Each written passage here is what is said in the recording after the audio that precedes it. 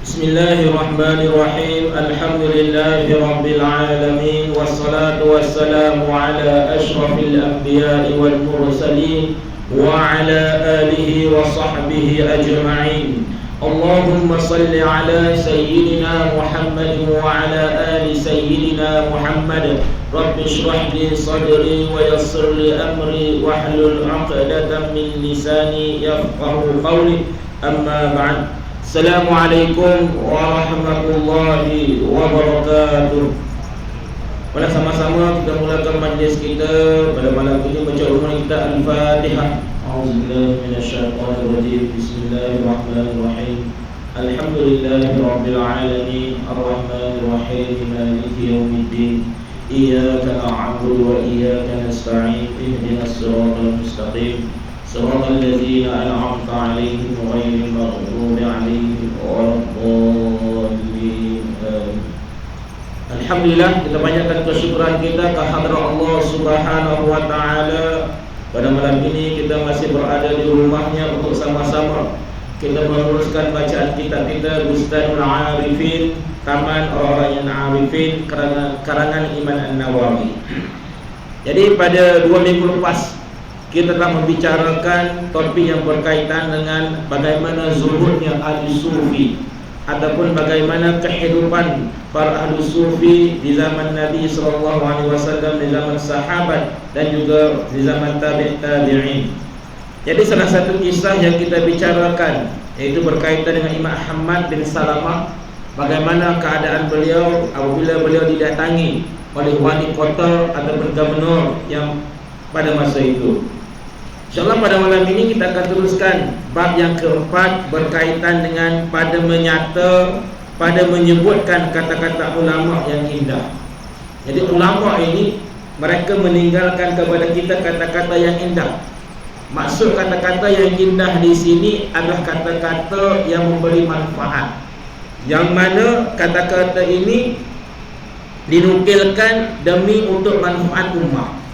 Yang pertama, diriwayatkan di dalam kitab Sahih Al-Bukhari, Imam Al-Bukhari rahimahullahu taala, bahwasanya Sayyidina Ammar bin Yasir radhiyallahu anhu pernah berkata, sesiapa yang dapat menghimpunkan 3 perkara ini, maka bermakna ia telah menghimpun segala bahagian iman. Apa dia?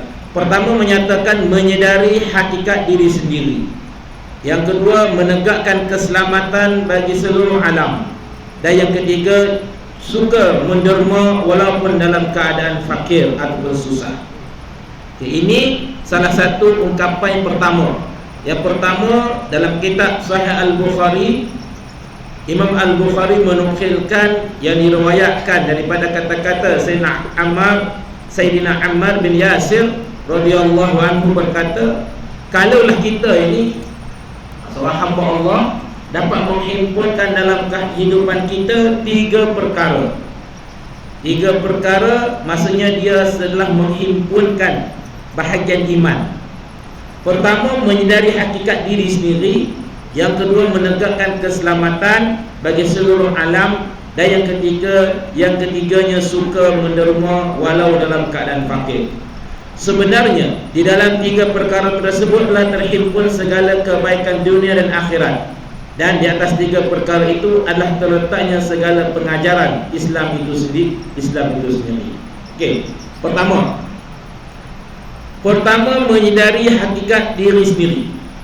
Maksud kita ni sebagai hamba Allah, kita kena sedar bahawa kita ni adalah makhluk. Itu yang pertama. Kita kena sedar kita adalah makhluk. Man arafa nafsahu arafa rabbah. Siapa kenal diri dia, maka dia kenal siapa pencipta dia. Ada kaum menyatakan man arafa nafsahu arafa rabbah, ini adalah hadis. Ada yang menyatakan dia hadis yang dhaif. Tak apa. Yang kita nak ambil pengajaran di sini adalah mengenali diri. Kita kenal diri kita. Pertama, kenal diri macam mana? Kita ada dalam keadaan diri kita ada fizikal.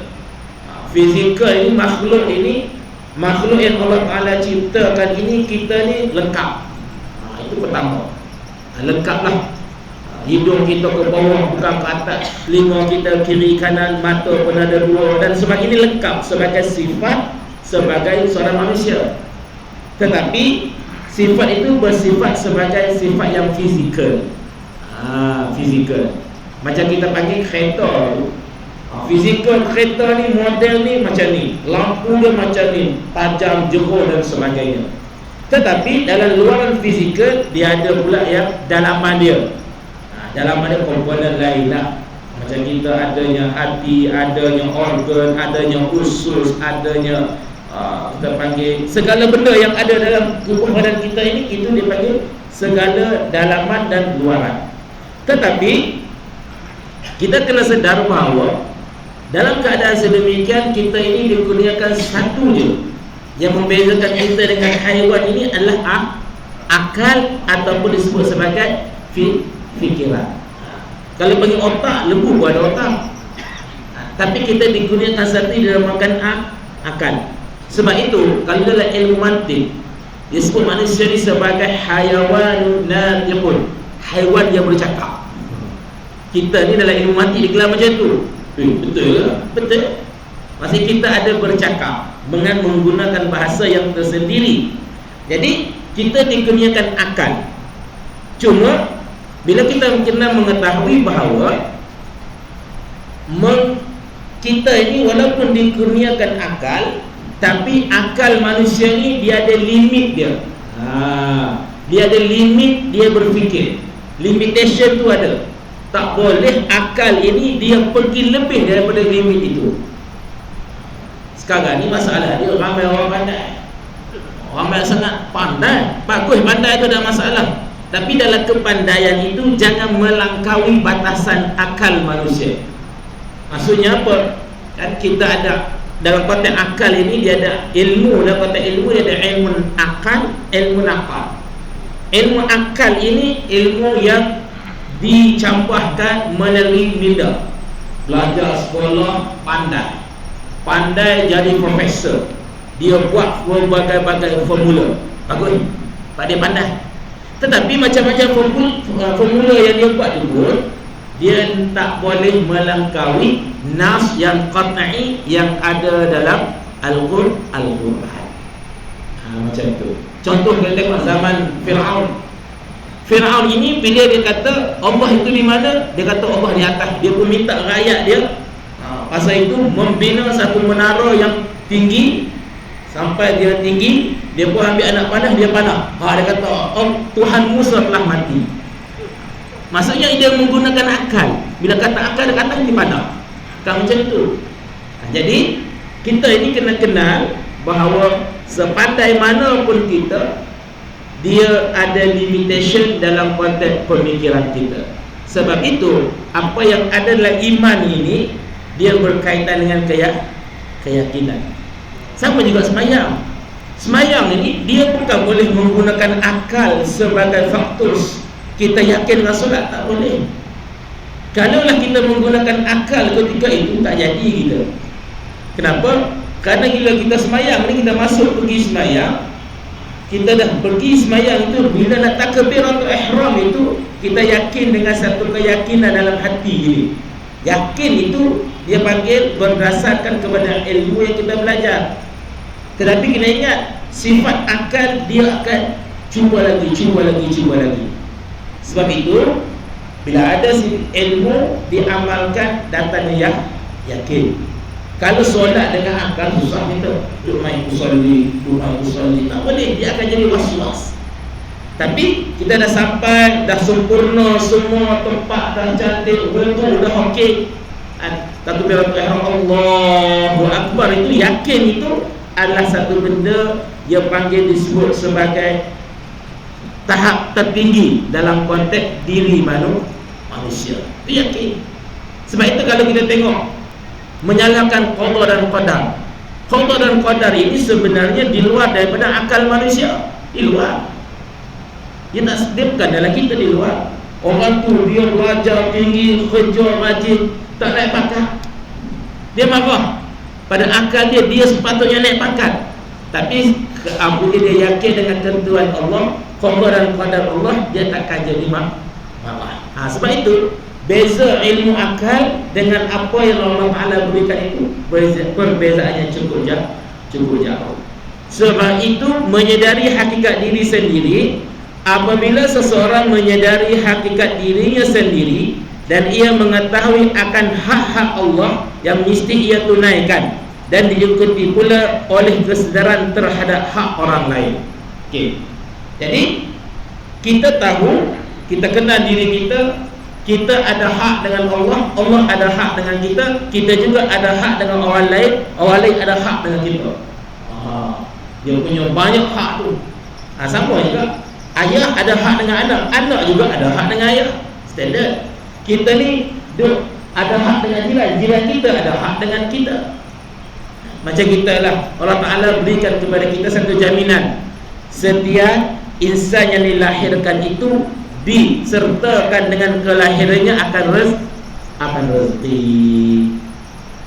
Kita tak terfikir dulu zaman orang tua lama dulu kerja dekat kampung, anak ramai, anak dia tapi istihnya belum bagi makan, ia besar. Zaman sekarang ada 3 orang belum macam dia tak yakin.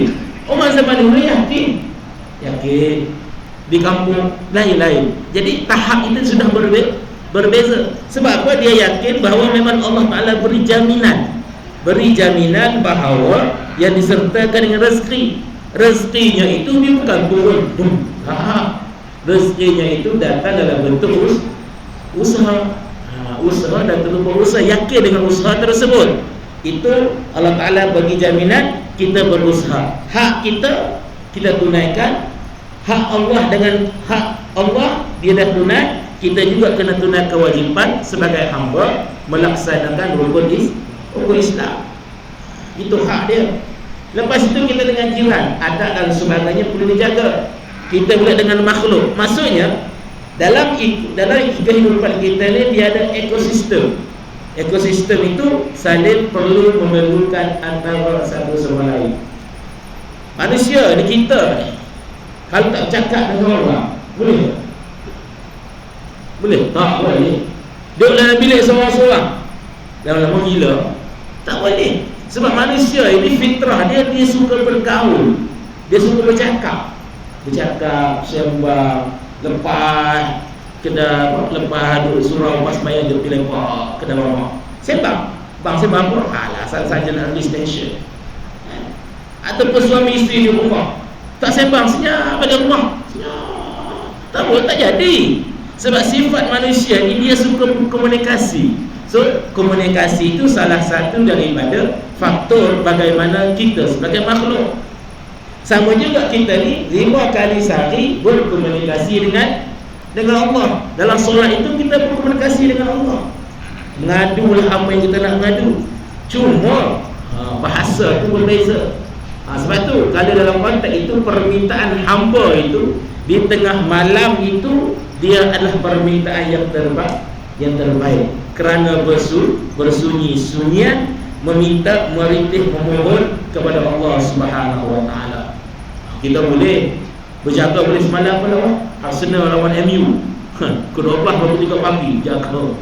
Itu komunikasi dengan TV lain. Ini nak sebut komunikasi dengan Allah. Jadi dalam konteks yang sedemikian, dalam konteks itu maka bermakna ia telah benar-benar menaruh belas kasihan ke atas dirinya dan sudah sampai ke tingkatan paling tinggi dalam bentuk kesedaran. Bila kita menyedari bahawa kita ada hak dengan Allah, Allah ada hak dengan kita, kita ada hak dengan makhluk, makhluk ada hak dengan kita. Jadi itu adalah tahap kesedaran yang dikatakan paling tinggi dalam kehidupan. Bila kita sedar, maka kita akan bermuamalah dengan muamalah yang baik. Itu yang pertama. Yang kedua, menegakkan keselamatan bagi seluruh alam. Ia mengandungi supaya ia menyebarkan salam kepada seluruh lapisan masyarakat, sama ada yang dikenali atau tidak, seperti mana sabda Nabi sallallahu alaihi wasallam, wa taqra'us salama ala man arafta wa man lam ta'rif. Atau kama qala. Dan engkau memberi salam ke atas orang yang engkau kenali dan orang yang engkau tidak kenali. Dalam perkara yang kedua ini juga bermakna lenyap atau hilangnya sifat takabur terhadap manusia dan tidak mengangkat dirinya daripada mereka. Okey. Yang pertama, kita sedar kita ini makhluk Allah, kita ada hak atas sekalian, orang yang ada, orang pun ada hak atas kita. Satu. Yang kedua, kita kena menyadari bahawa kita ni makhluk yang lemah. Jadi bila makhluk yang lemah, maka di sana kita tak boleh, tak dapat tidak, kita kena memerlukan antara satu sama lain. Bila memerlukan antara satu sama lain, dimulakan dengan, dia panggil di sini salam. Salam lah. Maksudnya salam macam mana? Jumpa orang, permulaan kepada pengenalan makhluk itu. Assalamualaikum, dia berjauh. Orang menjawab waalaikumsalam. Kan banyak perbahasan di kalangan ulama berkaitan dengan perhubungan itu dimulakan dengan salam. Bila salam itu macam mana? Dia boleh membina satu tautan. Bila ada bagi salam jauh, baru dia bersalam. Sebab itu dalam konteks itu memberi salam. Memberi salam, setengah ulama menyatakan sunat sampai menyatakan sunat muakkad. Asas dia. Menjawab itu adalah wajib. Satu, orang tanya kita dalam majlis, tiba-tiba ada Islam, ada non-Muslim, ada Muslim, ada non-Muslim. Bagaimana? Nak bagi salam ataupun tidak? Contoh kita masuk mesyuarat, Allah dalam tu ada Muslim, non-Muslim. Bagaimana kita bagi salam atau tak? Maka kata ulama, bila kita dalam keadaan sedemikian, kita masuk ke sana, kita masuk ke situ, lepas tu kita bagi salam niat. Niat salam ini kepada orang Islam sahaja. Macam tu niat dia. Okey, selesai. Lepas tu nak bagi salam ketika mana orang tu baca Quran. Orang tu baca Quran, masuk Assalamualaikum. Orang tu baca Quran. Macam mana dia? Dia nak jawab ataupun tidak? Ataupun orang tu tengah berdoa.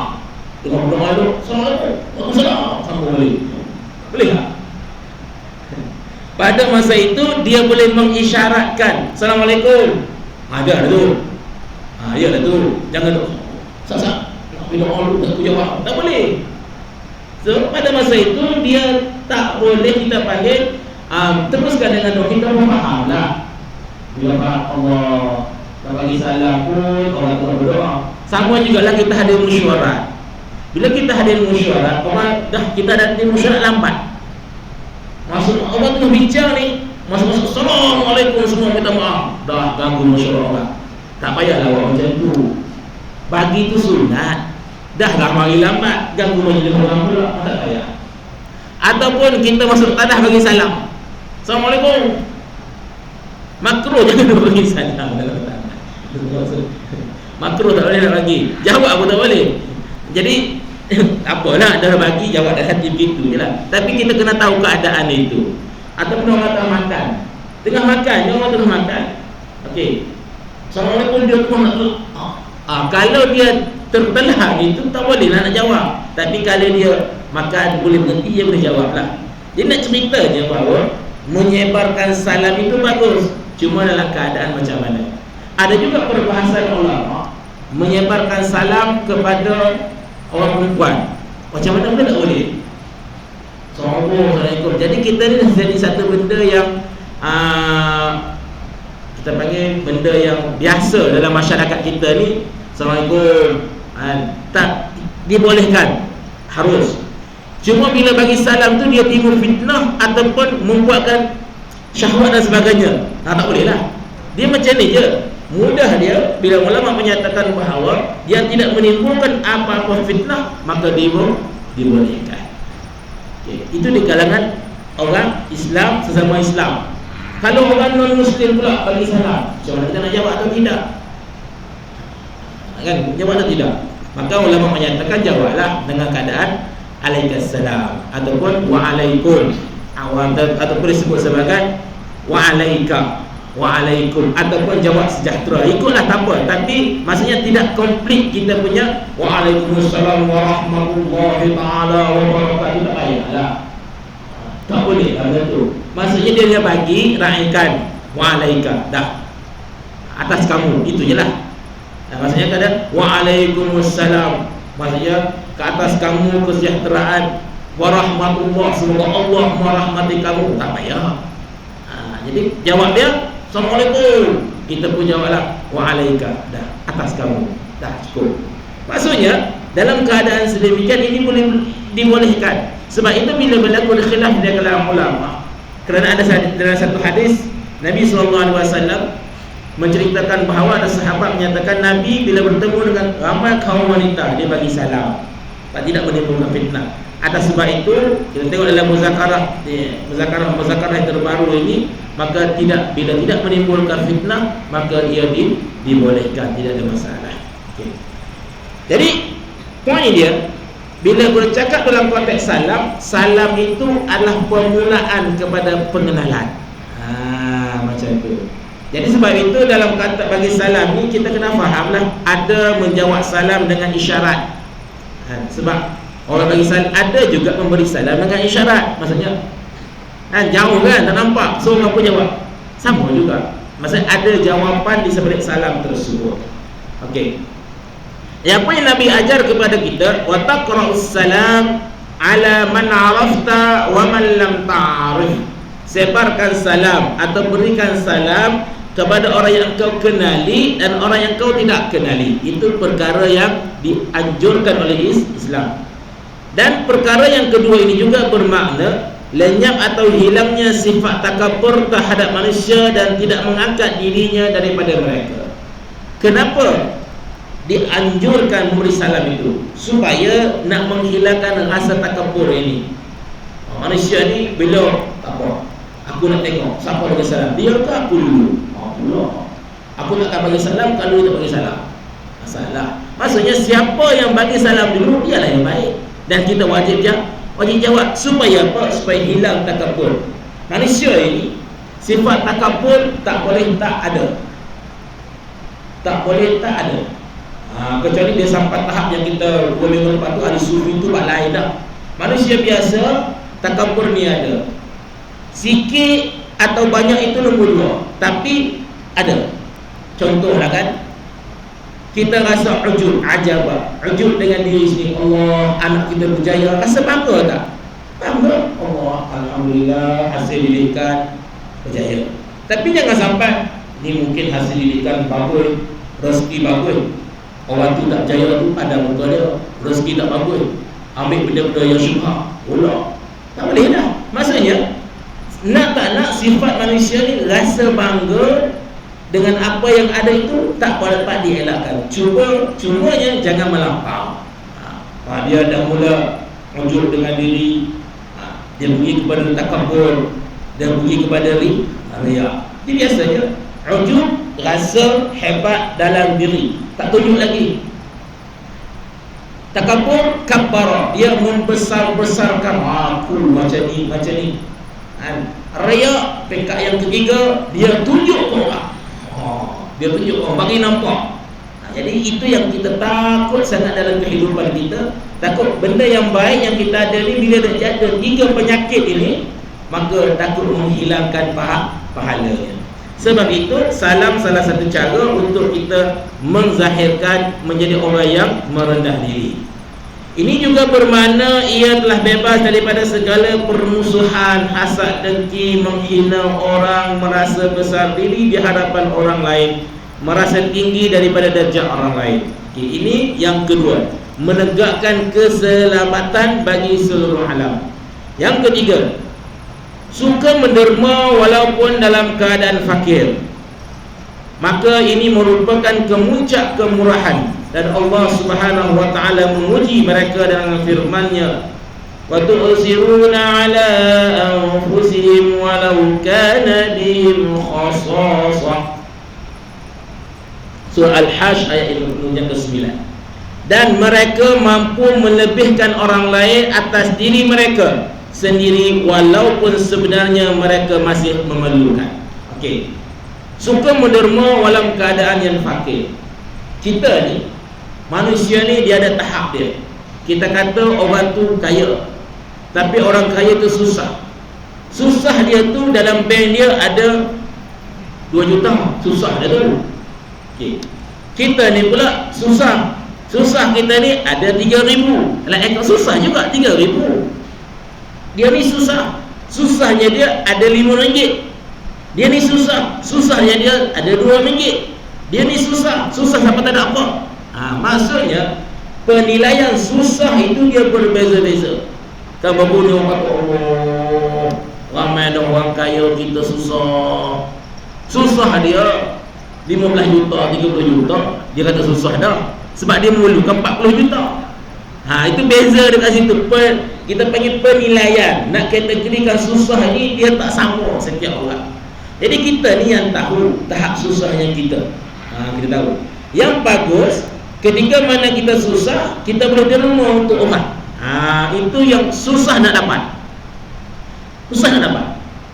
Dia, aku ada RM5, saat lagi aku bagi kat dia, saat lagi. Tak main gitu.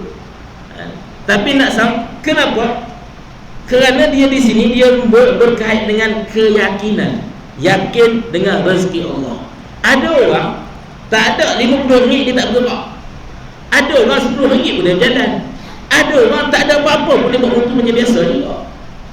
Ada, tak ada masalah. Kenapa? Sebab bila susah ni dia berkait dengan yakin tadi. Yakin. Orang ketika mana susah, masa itu dia punya yakin dengan pencipta mula turun. Allah, kenapa Allah Ta'ala bagi aku susah? Allah, aku ni sembahyang tak pernah tinggal. Dia mari macam tu lah. Dia mari perasaan tu, tak pernah tinggal. Kawan tu sembahyang tak pernah. Sedang sembahyang lompong-lompong, rezeki pula Allah tak adil. Dia mari persoalan tersebut. Jadi sebagai satu untuk mengikhlaskan rasa yakin itu, kata yang diriwayatkan daripada hadis daripada kata-kata Sayyidina Ali, maka katanya ketika mana susah itu kita menderma. Derma itu supaya sama-sama rasa dan untuk memuji tahap yakin kita kepada rezeki yang Allah Ta'ala berikan. Sebab itu di Kupasan di sini menyatakan bahawa hal ini adalah perkara umum yang menyeluruh dalam nafkah seseorang terhadap tanggungan. Tamu-tamunya dan orang yang meminta, bahkan meliputi segala derma di dalam melakukan ketaatan kepada Allah. Dia kata yang pertama tadi, menyeluruh dalam nafkah terhadap yang ditanggung. Pertama, sebagai seorang suami, nafkah yang kepada orang yang ditanggung itu adalah satu benda yang wajib. Dia kena pastikan orang yang di bawah tanggungan dia itu cukup makan, cukup pakai, cukup. Itu tanggungan yang pertama. Jadi ada orang dia ni membelanjakan kepada tanggungannya dia. Tak boleh, saya tahu kan, tahu aku makan ikan kering, makan ikan kembung. Dia belanja kawan-kawan dia ayam, KFC dan sebagainya. Yang itu tak kena. Sebab dalam peringkat awal tadi dia kena memastikan bahawa tanggungan dia itu selesai dulu. Sebab tu dia bagi isteri suami yang baik ni, dia memberikan, kita panggil yang secukupnya atas kemampuan yang ada. Tetamu dan orang yang meminta, bahkan meliputi segala derma di dalam melakukan ketaatan. Contoh, bila orang tu bila tetamu mari, kalau boleh dia nak menghidangkan kepada tetamunya, mana yang terbaik. Kita pula yang dah pergi tu janganlah pula dia hidang tu, dia makan. Saya ada kisah dulu ingat kawan saya, dia balik daripada Sudan. Dia susah sikit, ustaz juga susah. Dia susah. Tapi bila kita telefon nak tahu, kata nak pergi ziarah dia. Nak pergi ziarah ni, dia pun masak nasi, ayam goreng, dia buat. Padahal sebenarnya yang dia masak tu untuk keluarga dia. So kita dia boleh tahu, kita boleh perasan kawan-kawan kan? Jadi kita makan macam mana? Kita makan hanya menghormati. Tahu. Kita tahu saat lagi kita balik, dia panggil anak dia makan. Kita kena ada dia punya perasaan sedemikian. Jadi dia sebagai tuan rumah nak meraihkan tetamu, boleh dia nak bagi yang terbaik. Tapi dia pun tak mampu. Jadi kita kena faham, kita makan seadanya. Lepas tu insya-Allah dia akan bersama keluarga dia. Kena ada. Bila saya pergi, Allah sedihnya tengok. Betul. Sedih kenapa? Kerana kawan kita ni tapi nak raihkan kita. Sebab dia nak bagi yang terbaik kepada tetamunya. Itu disebut sebagai dalam kategori sedekah, membelanjakan untuk mengembirakan, menghormati, mengembirakan tetamu yang hadir. Macam tu. Kerana dia melakukan tersebut kerana ketaatan kepada Allah, dan sifat ini terkandung padanya sifat-sifat rasa berserah diri kepada Allah dan berpegang atas keluasan kemurahannya.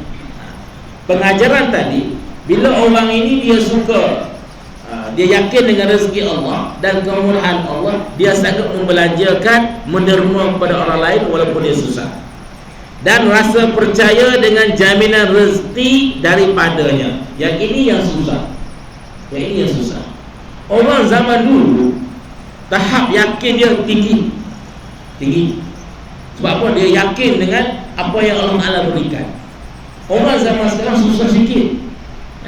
Bila kita tanya setengah-setengah orang tu, kenapa belum kahwin? Dia kata, Ustaz nak kahwin berapa? Dia pun kerja gaji 2,500, saya 2,500, tak cukup Ustaz. Lepas tu kita tunggu sampai 5,000 seorang. Apa dia? Dia kahwin dengan 5,000. Dia sebenarnya bila ada satu keyakinan. Sebab saya sebut, saya kata, bila nak membina satu kerukunan rumah tangga ni, dia bina dalam keadaan susah sama-sama. Kalau mula masuk rumah tu, tikar pun tak ada. Tilam pun cari tilam yang mana yang ada, tak apa. Sebagai memulakan kehidupan. Kenapa?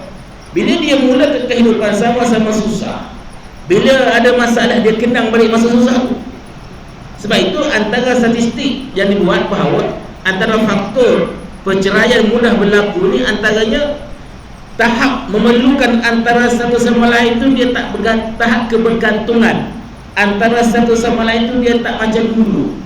Kan? Mungkin sebelum kahwin isteri dah ada rumah sendiri, suami pun dah ada rumah sendiri. Bila kelahi sikit, dia kata kisah, dia kata aku ada rumah, aku ada kereta, ada. Tapi bila orang lama-lama, bila dia nak kelahi sikit, dia fikir, aku nak pergi mana? Rumah satu ni je, sama-sama bina. Dia jadi dia perasaan tersebut dia terbina dengan sendiri. Sebab tu tahap yakin itu dengan rezeki Allah itu berbeza antara setiap generasi. Menimbulkan rasa zuhud pada dunia dan tiada menyimpan harta benda, dan tiada terlalu memikirkan dengan urusannya, apatah lagi rasa bangga dan suka menyimpan harta yang banyak. Sekarang ni kenapa bekerja keras? Kerja keras lagi 10 tahun lagi anak kita ni tak ada rumah, susah. Kita susah duk fikir. Anak 10 orang, saya kena bekerja, kena cari 10 buah rumah supaya anak saya nanti bila dia habis universiti tak ada kerja, boleh ada rumah. Pula sungguh sampai tahap macam tu fikir. Jadi dia tak selesa, dia akan bekerja bersungguh-sungguh. Akhir sekali dia ada pension bagi ke anak pergi jual habis. Banyak berlaku macam tu. Sungguh. Saya ingat ada bertanya orang tua lama, pakcik kenapa tak bagi harta-harta ni, kenapa tak ditukar nama? Dia kata saya tak mau tukar, sebab bila saya tukar semasa saya hidup ni, dia kata dia takut saat lagi dia pergi jual. Akhir sekali dia mati dulu. Bila dia mati, duk balah pula pasal harta. Balah masuk mana raya saja belaka. Jadi dia punya keadaan sedemikian. Maksudnya ada harta yang dicari itu bila berlaku perbalahan habis. Kita kena ingat, bila kita ada harta kita ini bila kita meninggal, dia difaraidkan kepada yang selayaknya. Itu standard. Oleh kerana itu kita mencari harta untuk kehidupan hari ini, insya-Allah. Dalam konteks anak-anak tu, sediakan bekalannya. Dia ada ilmu, dengan ilmu tersebut insya-Allah dia boleh hidup. Dia ada kemahiran, dengan kemahiran itu dia boleh hidup. Akhlak dia bagus, dengan akhlak yang bagus itu pun dia boleh hidup. Macam itu. Jadi oleh itu kenapa kita menderma itu atau memberi itu lebih kerana nak menimbulkan rasa zuhud. Sebab dalam konteks Islam, zakat kan? Zakat perniagaan, zakat individu, zakat fitrah tu zakat yang memang saya tahu jadi amalan, tak ada apa, sikit saja kan? Bila zakat pendapatan, zakat perniagaan kan? Ustaz, kenapa saya kena bayar zakat lagi? Saya dah bayar income tax. Allah, tak bayar income tax, saya ni kerajaan kerja kan? Tak apalah, bayar dua-dua lah. Maksudnya bayar zakat itu satu pasal, lepas tu kerajaan akan ambil kira daripada zakat tu, potonglah sedikit. Macam tu. Sebab zakat ini adalah kita dengan Allah, kita dengan pendapatan kita. So Ustaz, kalau saya bayar income tax, saya tak bayar zakat, boleh tak boleh? Zakat satu pasal, income tax ni adalah yang kerajaan, undang-undang kerajaan. So nak selamat, kita bayar zakat. Bayar zakat, Majlis Agama Islam apa semua kan?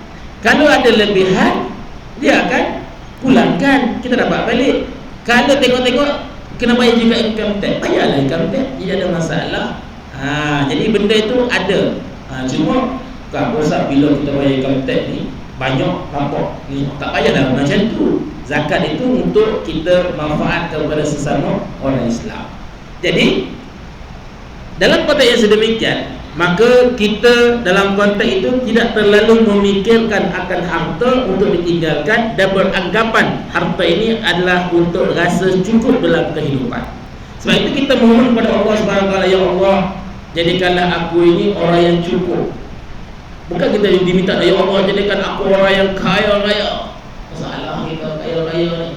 Ya Allah, jadikan aku mendapat rasa kecukupan dalam hidup. Kecukupan dalam hidup bagi kita, mungkin bagi orang tu kecukupan dalam hidup dia guna X-Zora, dia guna X70. Orang itu kecukupan dalam hidup dia guna kereta Mercedes, dia guna BMW, kecukupan juga.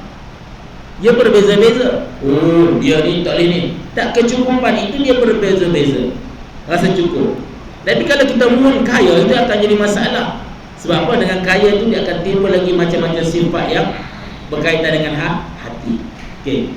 Jadi ini yang dikatakan kiranya banyak lagi rahsia yang terkandung dalam ucapan Sayyidina Ammar tadi. Sayyidina Ammar tadi ya. Daripada Sayyidina Ammar bin Yasir tadi. Tetapi hanya sekadar ini sahaja huraian ringkas yang dapat disebutkan di sini. Okey, yang pertama, Imam Nawawi menyatakan yang pertama tadi adalah mengambil nukilan daripada Sayyidina Ammar bin Yasir. Dia kata bahagian iman seseorang itu, pertama dia kena sedar siapa dia. Yang kedua, bagaimana dia bermuamalah dengan makhluk. Dan yang ketiganya, bagaimana dia yakin dengan rezeki Allah Subhanahu wa taala. Sebab itu dia menyatakan bahawa ini bahagian keimanan. Bila dia yakin, imanlah tu. Bila tak yakin, maka akan ada masalah dalam konteks keimanan dia. Itu pada yang pertama. Yang kedua, diriwayatkan dalam kitab Sahih Muslim rahimahullahu taala daripada Abi Yahya bin Abil Khasir berkata, la yustata'ul ilmu birahatil jism. Sebenarnya ilmu itu tidak dapat dicapai dengan kerehatan badan. Dan diriwayatkan dalam kitab Sahih Al-Bukhari radhiyallahu anhu daripada Rabi'ah, yaitu guru Imam Malik radhiyallahu anhu, beliau berkata, la yanbaghi liman 'indahu syai'un minal 'ilmi an yad'a nafsah. Dan adalah tidak munasabah bagi seseorang yang memiliki ilmu bahawa ia menghina akan dirinya sendiri. Okey. Yang kedua ini penukilan yang diambil daripada kitab Sahih Muslim. Dalam ilmu hadis, rujukan pertama kita Sahih Bukhari, rujukan kedua kita Sahih Muslim, dan seterusnya Sunan Sittah. Okey. Jadi kata Abi Yahya bin Abi Khasir, dia kata la yustata'ul ilmu birahatil jismi. Sebenarnya ilmu itu tidak akan dapat dicapai dengan kerehatan badan. Maksudnya nak dapat ilmu itu kena bersungguh-sungguh, kena bertekun. Sebab tu nak dapat ilmu hantar ke luar negara, nak dapat ilmu sanggup bermusafir, nak dapat ilmu sanggup berjalan. Sebab itu kalau tengok ulama-ulama terdahulu, nak dapat satu hadis pun dia berjalan beribu-ribu kilo nak dapat satu hadis. yang sahih. Dan kalau kita tengok juga di kalangan orang terdahulu, dia mencari ilmu itu sampai tahap yang betul-betul daripada kulit ke kulit. Kulit ke kulit. Sebab itu dia berduduk di satu tempat, dia bertekun, orang panggil memondok, kan? Baca kitab Bukhari yang tebal itu daripada muka surat pertama sampai yang terakhir. Beza kita. Kita kalau belajar kat universiti dia panggil ilmu tepuk, kan? Tepuk sini sikit, ambil bab ni sikit, ambil bab ni sikit. Boleh jugalah, tapi dia tak sehebat ulama dulu lah. Itu beza dia. Jadi ilmu itu dia tak akan memperoleh ilmu dengan kerehatan. Rehat, bersenang lenang sambil relax dapat ilmu, tak ada. Dia tak ada. Dia kena bertekun, kena bersungguh. Sebab itu diriwayatkan dalam kisah Bukhari pula satu hadis yang lain, la yanbaghi liman 'indahu syai'un minal 'ilmi an yad'a nafsa. Adalah tidak munasabah bagi seseorang yang memiliki ilmu bahawa ia menghina akan dirinya sendiri. Apa maksud dia? Maksudnya dia nak membezakan di sini beza antara orang yang ada ilmu dengan orang yang kurang ilmunya. Sama juga bila ditanya, ada beza tak ibadah orang yang beribadah atas dasar ilmu ataupun orang yang beribadah atas dasar ikut-ikut? Ada beza. Tahap pahala dia, bila ada beza, tahap pahala dia pun mungkin ada bezanya. Sama jugalah orang itu dia sembahyang atas sebab dia meyakini atas dasar ilmu, bukan atas dasar ikut-ikut.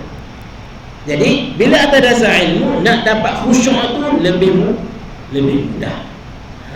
Orang ikut-ikut ni, ikut je lah. Sebab itu nak membezakan itu, ilmu itu sentiasa, prosesnya sentiasa berjalan, dan tidak ada kerehatan dalam konteks menuntut ilmu.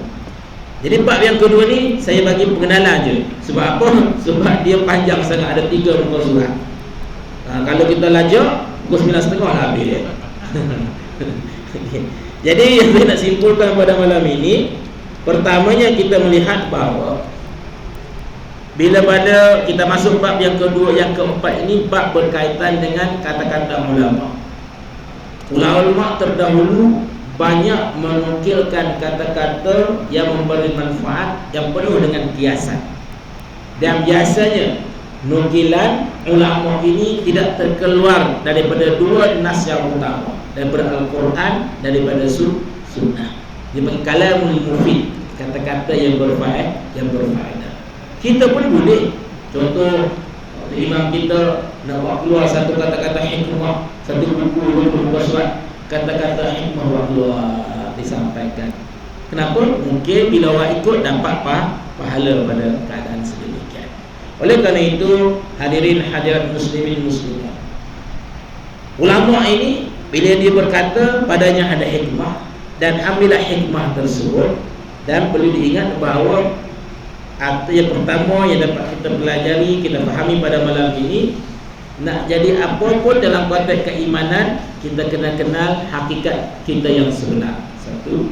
Dan yang kedua, dalam konteks tersebut bila kita kenal, kita menjalinkan silaturahim sesama makhluk yang ada. Dan yang ketiganya berkaitan dengan keyakinan itu. Memberi itu di waktu kita tiada itu sebenarnya atas dasar keyakinan. Semasa duit banyak dia bagi itu tak apa, tapi ketika susah itu nilainya begitu tinggi. Itu yang pertama. Yang keduanya, apabila bercakap dalam konteks ilmu, proses ilmu itu dia tak akan terhenti sehinggalah kita sampai ke saat mati. Itu proses ilmu. Sebab itu proses ilmu, tahap nak mati itu pun kita diminta untuk berada dengan orang yang sakit tersebut untuk mengungkapkan kata-kata ilmu, maksudnya zikir, syahadah dan sebagainya. Kenapa? Kerana proses pengajian mencari ilmu daripada kita bayi sampai ke liang. Oleh itu insya-Allah kita ada masa, kita ada kelapangan, kita tuntut dengan niat bahawa bila berlaku penambahan ilmu, insya-Allah di sana akan ada juga apa disebut peningkatan pengetahuan dan juga peningkatan dalam konteks mendapat redha Allah Subhanahu wa taala. Jadi insya-Allah menerima baik daripada Allah Subhanahu wa taala, kelemahan kekurangan daripada diri saya sendiri. Aku qauli hadza astaghfirullahalazim wa lakum. Assalamualaikum warahmatullahi wabarakatuh. Bismillahirrahmanirrahim. Alhamdulillahi rabbil alamin, hamdan hamidin, hamdan syakirin, hamdan yuwafi ni'amahu wa yukafi'u mazidah. Ya Rabbana lakal hamdu kama yanbaghi li jalali wajhika wa 'azimi sultanik. Allahumma salli ala sayyidina Muhammadin wa ala ali sayyidina Muhammad. Ya Allah, ya Tuhan kami, kurniakanlah kepada kami rahmat dan maghfirah-Mu ya Allah. Ya Allah, ya Tuhan kami hamba-Mu yang lemah ya Allah, hamba-Mu yang mengharapkan akan ihsan daripada-Mu ya Allah. Oleh itu ya Allah, tanamkanlah dalam diri kami ya Allah keyakinan bahawa tidak ada Tuhan yang disembah ya Allah, hanya pada-Mu ya Allah. Ya Allah, ya Tuhan kami, Kau golongkanlah kami daripada golongan hamba-Mu yang mencintai ilmu ya Allah. Kau jauhkanlah kami daripada sifat insan yang tidak mencintai akan ilmu-Mu ya Allah. Ya Allah, ya Rahman ya Rahim, permudahkanlah perjalanan kehidupan kami ya Allah. Ya Allah, ya Tuhan kami, dapatkanlah silaturahim di antara kami ya Allah, agar kami mampu berbondong-bondong mendapat syurga-Mu ya Allah. Ya Allah, ya Tuhan kami, kuat dan teguhkanlah akidah kami ini ya Allah, untuk berhadapan dengan fitnah di akhir zaman ini ya Allah. Ya Allah, ya Rahman ya Rahim, kurniakanlah kepada kami keselamatan, kepada seluruh keluarga kami, kepada seluruh umat yang ada ini ya Allah. Ya Rabb ya Rabbal Alamin. Rabbana atina fid dunya hasanah wa fil akhirati hasanatan wa qina azaban nar. Wa sallallahu ala sayyidina Muhammad wa ala alihi wa sahbihi wa sallam. Subhana rabbika rabbil izzati amma yasifun wa salamun alal mursalin walhamdulillahi rabbil alamin. Taqabbalallahu minkum minna wa minkum, taqabbal ya karim.